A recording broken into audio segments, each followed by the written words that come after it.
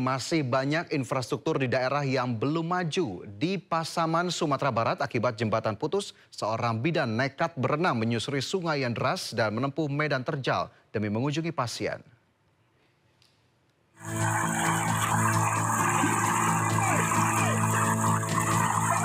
Viral di media sosial video amatir yang merekam aksi seorang bidan melompat dari tebing curam kemudian berenang menyusuri sungai di Nagari Dua Koto, Kabupaten Pasaman, Sumatera Barat. Ya, perjuangan bidan desa ke kampung halaman. Bidan Dona dari Puskesmas Simpang Tonang ini rela bertaruh nyawa mengarungi aliran sungai yang cukup deras demi menyelamatkan pasien. Dengan membawa tas berisi peralatan medis di punggung, Bidan Dona berenang hingga ke tepi sungai. Hal ini terpaksa ia lakukan lantaran jembatan di desanya putus. Awak kelak berterumpah. Terumpa. Setibanya di tepi sungai, perjuangan Bidan Dona belum berakhir. Ia harus melintasi jalan sempit nan terjal sejauh 27 km dengan menaiki ojek. Sampai di jembatan Pasaman itu rupanya jalannya udah putus, jembatannya putus. Terus saya turun dari Napal menuju sungai dan menyeberang itu kira-kira 18 meter. Ya kan sebenarnya pasien ini pasien TB, Pak. Dia udah makan obat udah 10 hari, dia udah dikunjungi bidan desa, udah dikontrol sama bidan desa. Tapi entah kemana dia mau saya lihat gitu, Pak. Berarti untuk akses jalan sampai ke tempat pasien hanya satu itu, atau ada akses jalan lain, Ibu? Nggak ada, Pak, cuma jembatan itu aja, Pak. Warga setempat berharap pemerintah daerah segera membangun jembatan yang rusak sehingga aktivitas warga tidak lagi terhambat. Dari Pasaman Barat, Sumatera Barat, Ari Yohanes, iNews melaporkan. Pemirsa, jelang perayaan kemerdekaan RI muncul fenomena baru. Alih-alih mengibarkan bendera merah putih, warga justru mengibarkan bendera One Piece. Yayasan Lembaga Bantuan Hukum Indonesia menilai pengibaran bendera One Piece sebagai bentuk kritik bagi pemerintah. Saya luncurkan tema dan logo hari ulang tahun ke-80 Republik Indonesia. Jelang peringatan Hari Kemerdekaan RI ke-80, Presiden Prabowo Subianto meluncurkan logo dan tema baru. Logo dengan angka 8 itu bermakna saling terhubung tanpa terputus. Tak lama, Istana meminta seluruh rakyat Indonesia memasang bendera merah putih. Kibarkan merah putih di rumah, di sekolah, di kantor-kantor, ruang-ruang publik, dimanapun berada.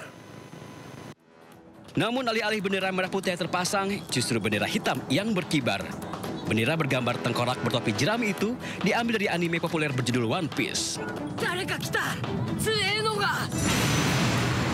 Bagi penggemarnya, One Piece memiliki makna yang dalam. Anime Jepang itu berbicara tentang keberanian, kebebasan, bahkan pemberontakan. Fenomena pengibaran bendera One Piece langsung memantik pemerintah dan anggota parlemen.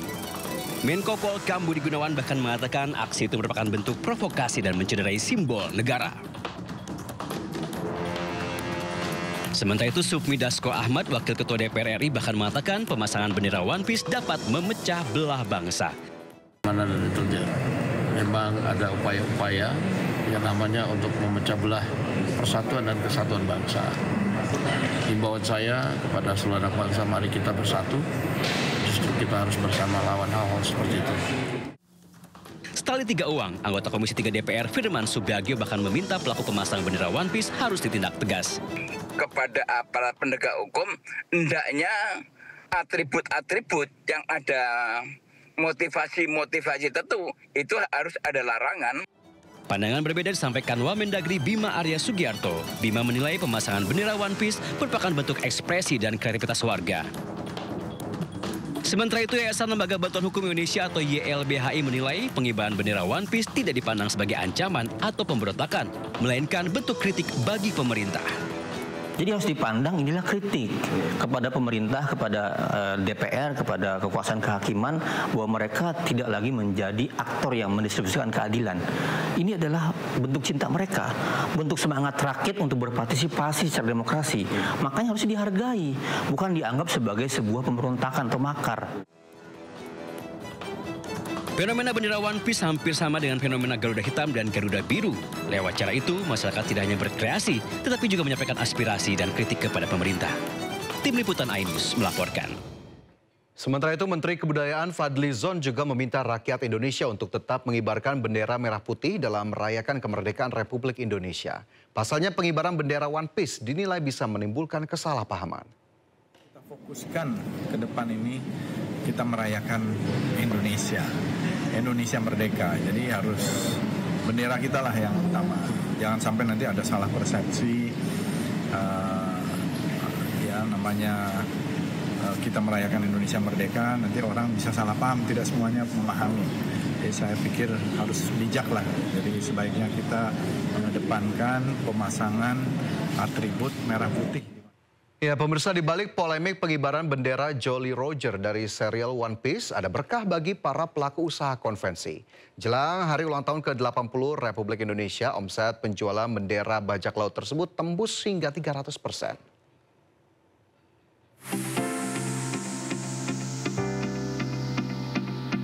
Fenomena pengibaran bendera One Piece jelang HUT kemerdekaan Republik Indonesia membawa berkah tersendiri bagi para pengusaha konveksi. Salah satunya adalah bagi Dendi Kristanto, seorang pengusaha konveksi asal Dusun Pundung Rejo, Kabupaten Karanganyar, Jawa Tengah. Akhir Juli lalu, ia kebanjiran pesanan bendera Jolly Roger. Tidak tanggung-tanggung, pesanan yang datang padanya berasal dari hampir seluruh wilayah di Indonesia. Bahkan adanya fenomena pengibaran bendera One Piece membuat omset penjualan naik 200 hingga 300%. Kalau permintaan udah dari lama, Mas. Semenjak kita produksi udah ada permintaan, cuman kalau meledak baru di bulan Juli. Sudah ada ribuan bendera One Piece yang dipesan dengan berbagai ukuran. Banyaknya permintaan pelanggan membuat Dendi menggandeng penjahit dan UMKM lokal untuk mengerjakan pesanan. Dari Karanganyar, Jawa Tengah, Halim Mahfur, iNews melaporkan. Jelang peringatan 17 Agustus, warga di Tuban, Jawa Timur mengibarkan bendera raksasa di sepanjang jalan. Sementara di Boyolali, pemirsa, rumah produksi kebanjiran pesanan bendera merah putih dan umbul-umbul.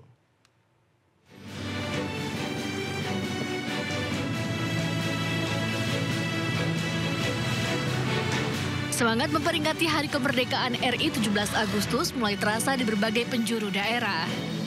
Di Kabupaten Tuban, Jawa Timur, bendera berukuran raksasa terlihat di Jalan Wijaya Kusuma, Kelurahan Ronggomulyo, Kecamatan Tuban. Pemasangan bendera merah putih raksasa dengan ukuran panjang 1000 meter x 120 cm ini muncul dari warga yang ingin memeriahkan HUT ke-80 RI dengan cara berbeda. Uniknya, bendera raksasa itu dibuat tanpa sambungan dan dikerjakan oleh warga setempat menggunakan mesin jahit.